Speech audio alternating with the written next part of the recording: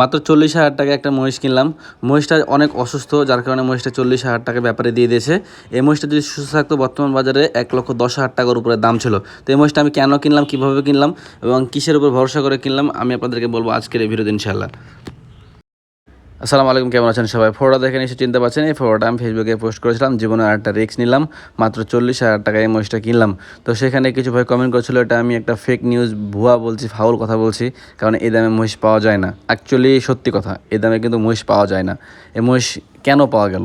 আসলে মহিষের অবশ্যই সমস্যা হয়, যার কারণে এই মহিষটা এত কম দামে পাওয়া গেছে। আর আরও কিছু ভাই কমেন্ট করেছিল যে ভাই মহিষটা এত সস্তা দামে যদি পাইছেন তো মহিষটা আমাকে দিয়ে দেন, কেউ 20,000, কেউ 30,000, কেউ 10,000, কেউ 5,000 এরকম লাভ দেবে এরকম বলছিল। হ্যাঁ, আসলে মানুষ বলবে, এটাই স্বাভাবিক, কারণ এত কম দামে তো মহিষ আসলে হয় না।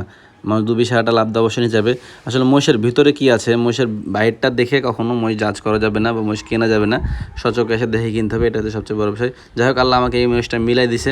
গতদিন হাট বা রবিবার ছিল, আমি ভিডিও করছিলাম, ভিডিও করতে করতে ব্যাপারী বলছে ভাই এই মহিষটা দেখেন তো, এই মহিষটা দেখেন, একটা কাস্টমার দেখেন, বিক্রি করে দেন।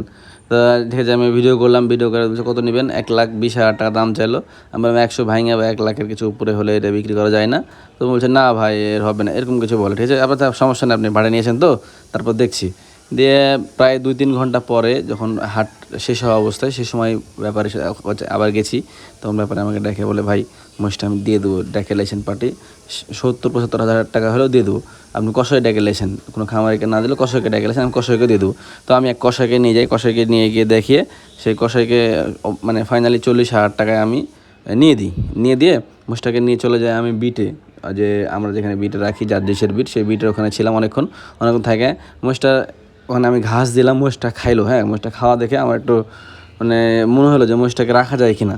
তারপরে আমি ডাক্তারকে ফোন দিলাম, ডাক্তারকে ডাকলাম যে ভাই আপনি আসে দেখেন, যদি মহিষটা আপনি বলেন তাহলে আমি মহিষটা রাখবো, আর নাহলে মহিষটা দিয়ে দেবো। কারণ আমি ওটাকে নিয়ে যাওয়ার পরেও আর একটা কষাই 2,000 টাকা লাভ দিতে চাইছিল।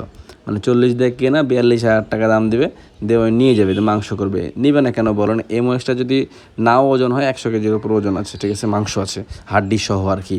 তো এই 700 টাকা বিক্রি করলেও তো 70,000 টাকা দাম লাগে।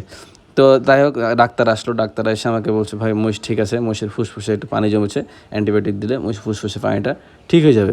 ঠিক আছে, আমি ডাক্তারের কথা শুনে ওই কষাইয়ের কাছ থেকে যাকে কিনে দিয়েছিলাম তার কাছ থেকে জোর করে মূলত মহিষটা আমি নিয়ে চলে আসছি বাসায় নিয়ে এসে পরের দিন সকালবেলাতে ডাক্তার ইঞ্জেকশন করে দিয়ে গেল। ইঞ্জেকশন করে প্রায় 1,500 টাকার মতো খরচ হলো। তার আগে একটা ঘটনা আছে ভিউয়ার, সেটা হচ্ছে যে মহিষটা যখন আমি বাসায় নিয়ে এসি তার আগে শাহিদ ভাইয়ের একটা কথা ছিল যে ভাই মহিষটা দিয়ে দেন, ওই কষাইকে 2,000 টাকা লাভ দিছে, এমন না যে আপনার লস হয়ে যেতে, এত না, আপনি দিয়ে দেন। এই মহিষ সম্পর্কে আমার ভাই ধারণা আছে, দিয়ে দেন। ধরো রীতিমতো শাহিদ ভাইয়ের সাথে আমি জোরাজোরি করে মহিষটা নিয়ে এসেছি, ভাই গেলে কপাল যাবে, এই তো, এছাড়া তো আর কিছু হবে না, এই বলে নিয়ে আসছি। হ্যাঁ, যাই হোক, হায়াত মহিষের মালিক আল্লাহ, কপালে যা আছে তাই হবে, এমনটাই বললাম শাহিদ ভাইকে, শেষ পর্যন্ত বলে নিয়ে আসলাম। তারপরে ভিউয়ার্স আমি সকালবেলাতে মহিষটাকে ঘাস কেটে নিয়ে এসে দিই, ঘাস একটু মুখে দিয়েছিল, খুব একটা মুখে দেয়নি। তো মহিষটা খাচ্ছে না, এটাই আমার কাছে সবচেয়ে বেশি চিন্তার বিষয় হয়ে দাঁড়িয়েছে। তো যাই হোক, সারাদিন চেষ্টা করলাম ওকে খাওয়ানোর, খায় না। তো গতদিন সিটিহাটের ওইখানে যে ঘাস খাইছিল, আমি আবার ওই ঘাস নিয়ে আসতে গেছিলাম, ওই ঘাস নিয়ে এসেও ওরা দিলাম, সেই ঘাসও খায় না। তো এই ছিল মহিষের আপডেট। তো মহিষটা একটাই সমস্যা, সেটা যে মহিষটা শুচ্ছে না। হ্যাঁ, মহিষটা সারাদিন দাঁড়িয়ে থাকছে, এটাই হচ্ছে মহিষের আপডেট। বাকি আপডেট আপনাদেরকে পরে জানাবো ইনশাআল্লাহ। ভালো থাকবেন সবাই, আসসালামু আলাইকুম।